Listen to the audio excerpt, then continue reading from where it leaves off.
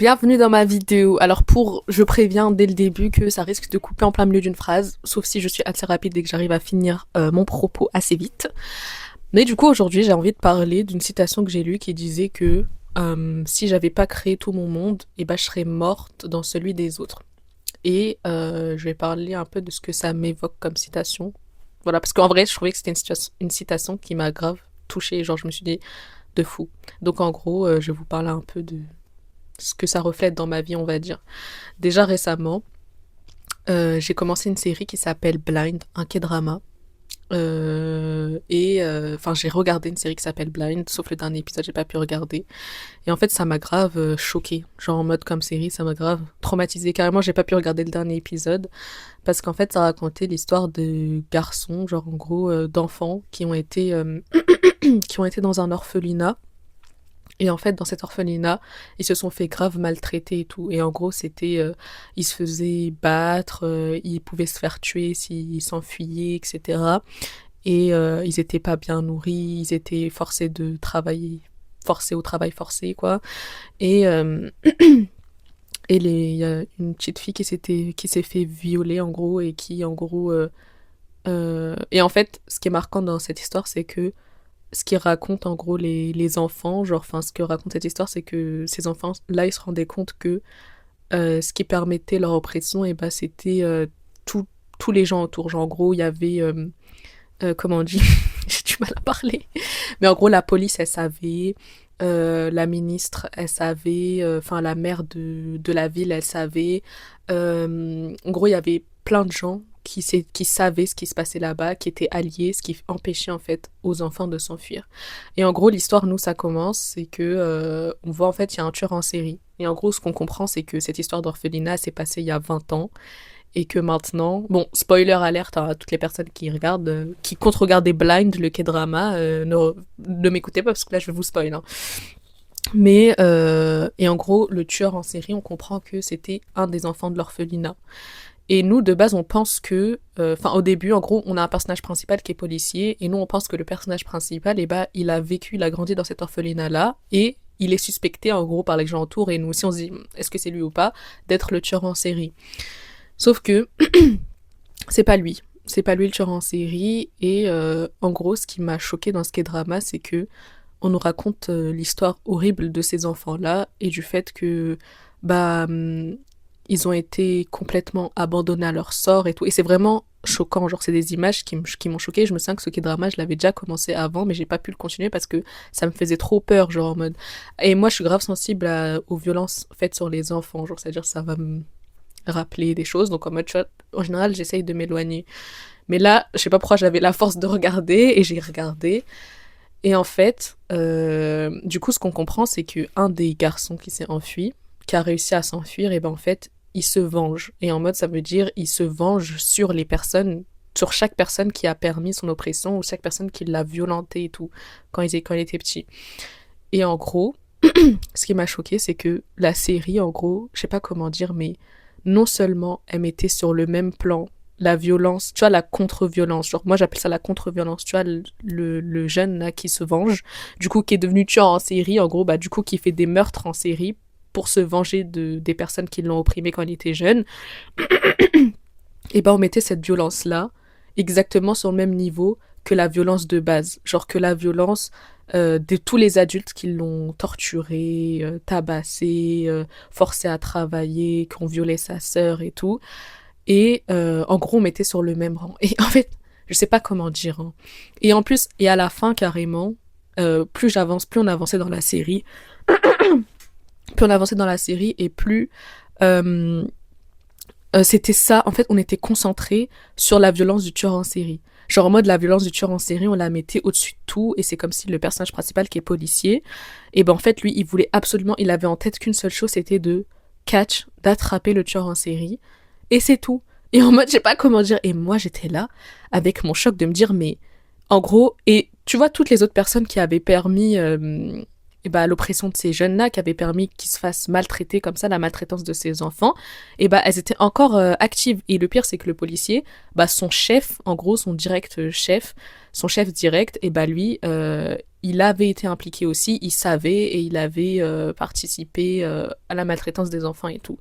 Et en gros, lui, le policier, pour lui, en gros, la justice, c'était d'attraper le tueur en série avant tout, pour protéger les potentielles prochaines victimes, sachant que les potentielles prochaines victimes, c'était juste les personnes qui avaient opprimé l'enfant qui a grandi maintenant et qui est devenu tueur en série, et du coup desquels il voulait se venger, quoi.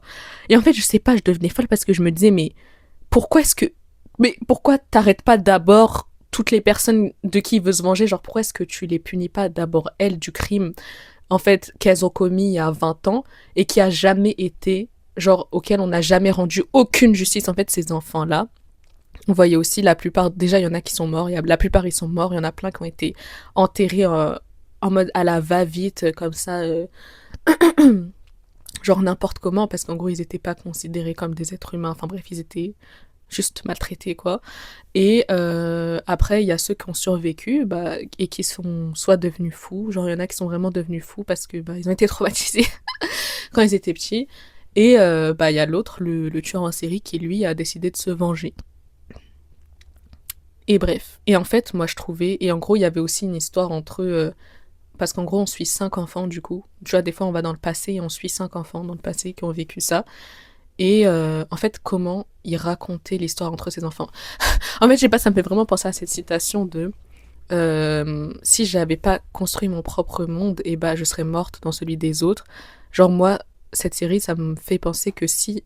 En gros, tu vois, le récit, il est raconté par les dominants. Parce que en mode, là, on va pas... en gros, ils remettent pas en question les crimes des dominants, ou alors c'est juste vite fait énoncé. Mais en gros, on remet en question le crime des oppressés, genre la contre-violence des oppressés. Tu vois, c'est comme quand, tu vois, pendant la colonisation, et bah, quand les colonisés, ils se lèvent contre les colonisateurs et qui font des attentats, genre. En mode ça, c'est un truc qui est arrivé, que ce soit en France, tu vois, ça c'est ce qui est globalement accepté. On m'a raconté ça quand j'étais petite, on m'a dit que c'était super la résistance française, le fait qu'ils faisaient des attentats et tout, bref. Par contre, quand c'est par exemple en Algérie et tout, le fait qu'ils aient utilisé des attentats bah, pour décoloniser l'Algérie, et bah là tout de suite on te raconte pas ça avec autant de fierté, tu vois. Mais tu vois, cette contre-violence-là, genre le fait que et je sais que en apprenant un peu sur l'histoire coloniale, et bah, on dit que la contre-violence, elle est pas au même rang que la violence de base. Et que la contre-violence, c'est de la faute de la personne des colonisateurs. En gros, chaque violence qui arrivera, on va dire, sur un territoire colonisé, c'est de la faute des colonisateurs parce que c'est eux qui forcent, en gros, c'est eux qui imposent les armes, genre c'est eux qui imposent comment on va se battre, genre qui imposent comment on va échanger, parce que eux ils viennent avec leur violence, ils tuent tout le monde, ils exploitent tout le monde et tout, et toi en face, bah t'es obligé d'utiliser les mêmes armes qu'eux pour te libérer, mais c'est pas la même violence, genre ça sera jamais la même violence. Et là c'est pareil, genre le fait que tous ces enfants-là, il les a abandonnés pendant je sais pas combien d'années de souffrance et que tout le monde s'en foutait, que tout le monde savait, que personne n'a rien fait. Et là, à l'âge adulte, il y en a un qui veut se venger parce que personne ne les a condamnés. Genre, c'est des gens qui ont une vie, mais genre, ils vivent encore et ils vivent tous bien. Genre, ils sont on top of their life. Là, ils vivent leur meilleure vie. Et quand il veut se venger parce que personne n'a jamais puni ces gens-là, et bah, on les fait passer pour des diables incarnés. Genre, et en mode, même, ils lui disent, genre, en mode, il y a vraiment des moments où le policier, là, le personnage principal, que maintenant, je peux plus me le voir. Au début, je l'aimais bien, je l'aime plus du tout, il me dégoûte. Et bah, lui, il interviewe le tueur en série, il lui dit, mais t'es qu'un meurtrier, genre, en mode, en fait, je sais pas comment dire, mais, tu vois, je sais pas. Mais en fait, il raconte, en fait, le fait qu'on raconte l'histoire d'un point de vue dominant, genre d'un policier qui se prend pour je sais pas qui, lâche un taras et qui pense qu'il reflète la justice, lui, alors qu'il laisse passer des violeurs d'enfants qui sont à côté de lui et qui va même pas les arrêter, préfère se focus. Calme-toi. Ça m'a traumatisé cette série. Je dois te dire, moi, en fait, je suis hyper sensible. Quand, en fait, il y a une injustice qui est faite devant mes yeux et que on te fait croire que l'injustice, elle est ailleurs, ça me dégoûte. Genre, quand on te fait croire que c'est pas injuste, ça, en fait, c'est pas si injuste que ça. Mais si c'est injuste, tout le monde voit que c'est injuste. Voilà. Donc déjà, ça c'est un premier aspect de cette situation, enfin, de cette citation. Genre, cette citation, elle me faisait penser à ça. Genre au fait que je me rendais compte. Et après, du coup, moi, j'écrivais. Genre, j'écrivais sur cette série et je me disais, c'est pas grave, moi, je vais raconter une autre fin pour eux. Parce qu'en fait, on n'a pas raconté leur histoire de leur point de vue, genre. Ça veut dire, on a raconté l'histoire que du point de vue de la police. Et de leur pseudo-justice de merde qui laisse passer pendant 20 ans des violeurs, des maltraiteurs d'enfants, des tueurs d'enfants et qui vivent avec eux.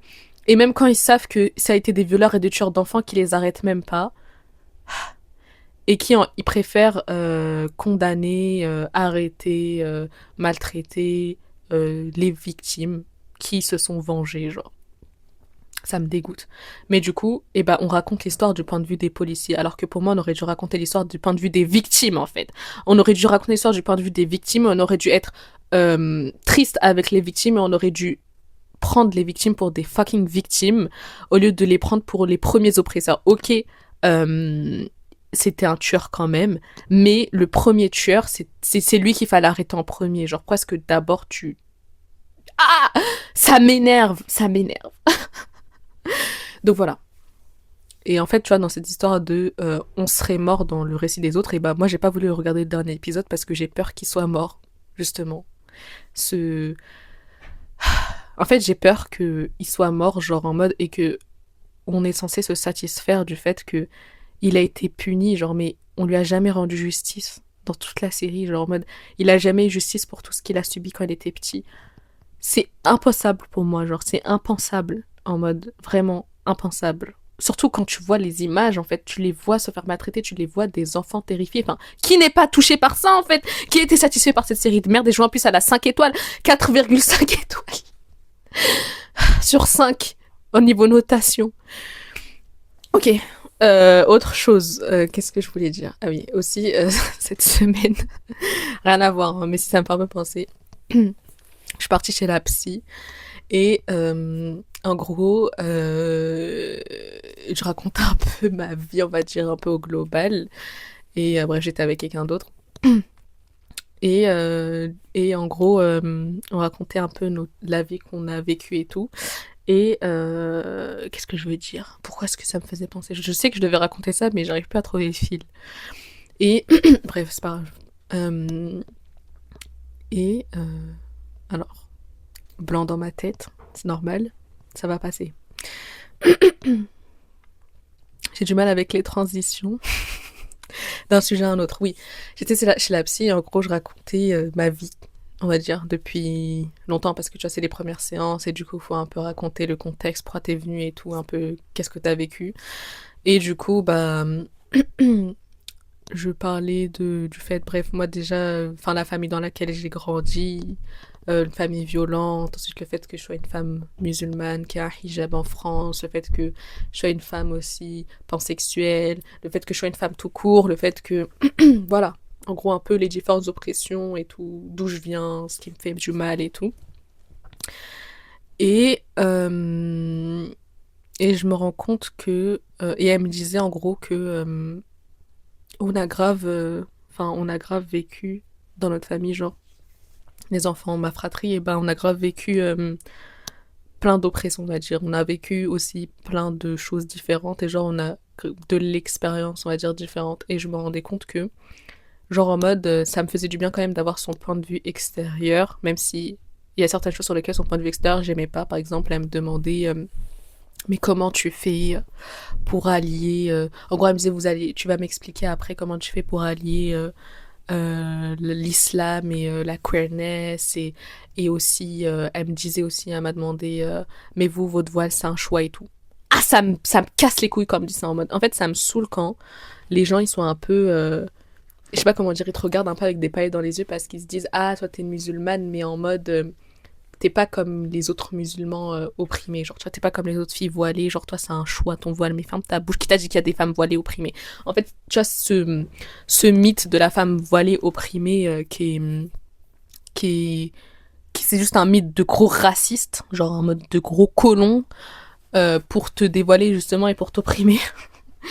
Et bah ça me casse les couilles, genre en mode que les gens ils aient encore ça en tête. Mais du coup, et elle me disait, mais à côté de ça, genre, elle me faisait me rendre compte quand même que euh, j'avais de l'expérience. C'est vrai que je me rends pas compte. Mais en fait, je me rends compte et d'un côté, je me rends pas compte. Mais et aussi que que j'ai quand même eu une vie riche. Genre en mode, bon, tout le monde a une vie riche, mais en mode, je sais pas comment dire, mais ça me faisait du bien d'avoir un point de vue positif, on va dire, sur ma vie parce que tu vois, quand tu vis ta vie tous les jours, tu te dis c'est la hesse, c'est la hesse, c'est la hesse. Et en moi, je trouve que avoir quelqu'un qui te dit euh, que ta vie elle a de la valeur, genre en mode que qui tu es aussi ça a de la valeur, etc., bah, c'est grave important. Et du coup, ça me faisait penser aussi à cette citation qui disait que si on n'avait pas créé notre propre monde, et bah, on serait mort dans celui des autres. Et ben en fait, genre, je trouve que moi, il y a plein de choses qui font que j'ai l'impression que j'ai pas de valeur. Genre, en mode, tu vois, comment je suis traitée par la société, le fait que je sois pas comme tout le monde, genre le fait que j'arrive pas à vivre comme tout le monde, le fait que j'arrive pas à trouver ma place aussi dans cette société, genre le fait que j'arrive pas à avoir un travail comme tout le monde, des amis comme tout le monde, avoir une famille et que j'ai pas envie de tout ça, genre en mode, je sais pas comment dire, j'ai pas envie de vivre une vie classique, la vie qu'on me vend.